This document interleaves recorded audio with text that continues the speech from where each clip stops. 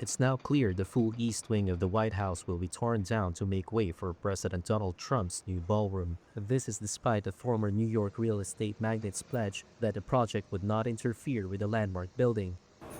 Demolition workers on Monday began ripping down the section of the White House that holds offices for the First Lady and staff. As heavy machinery continued to tear down the White House's east wing on Wednesday, the full extent of the teardown became clear.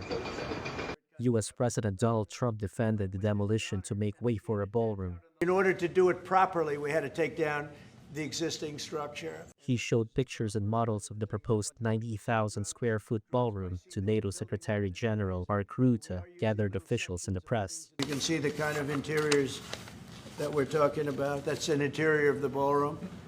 And it's the highest level.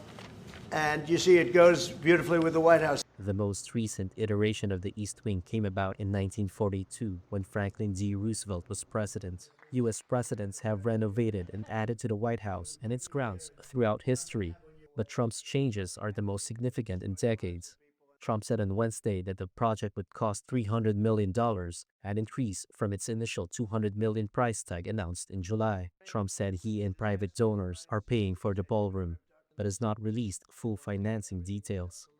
The demolition of part of one of the most historic buildings in the United States has sparked an angry outcry from many Democrats and questions about whether the Trump administration followed proper protocols. The White House has dismissed the criticism as manufactured outrage. It said on Tuesday that it would submit plans for the ballroom construction for review by the National Capital Planning Commission, even though demolition had already begun.